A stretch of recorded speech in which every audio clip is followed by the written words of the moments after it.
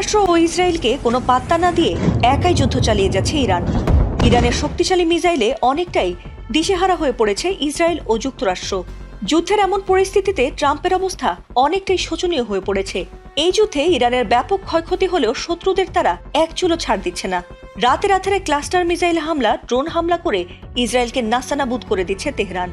Donald Trump ও Netanyahu ভেবেছিল ইরানের সর্বোচ্চ নেতা আয়াতুল্লাহ আলী খামেনিকে হত্যা করলে তাদের বিজয় বুঝি নিশ্চিত হবে, কিন্তু খামেনির মৃত্যুর পর তারা আরও বেশি আগ্রাসী হয়ে উঠেছে।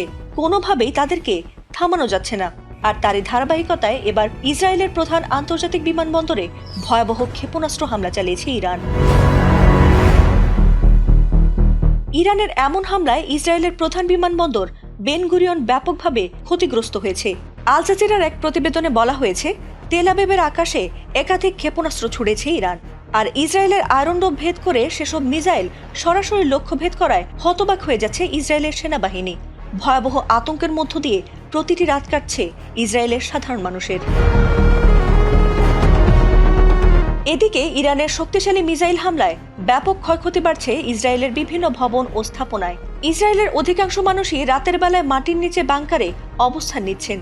ইসরায়েলের সংবাদ মাধ্যম জানিয়েছে, তেল আবিবেও ক্ষেপণাস্ত্র হামলা চালিয়েছে ইরান। যদিও হামলার পর এখনো পর্যন্ত ইসরায়েলি সেনাবাহিনীর পক্ষ থেকে কতজন নিহত বা আহত হয়েছে সে বিষয়ে কোনো তথ্যই জানানো হয়নি। ইরানকে কিছুতেই পারমাণবিক শক্তির অধিকারী হতে দেবে না আমেরিকা। আর সে কারণেই ইরানকে দুর্বল করতে ইসরায়েলকে সঙ্গে নিয়ে পরিকল্পিত হামলা চালায় তারা।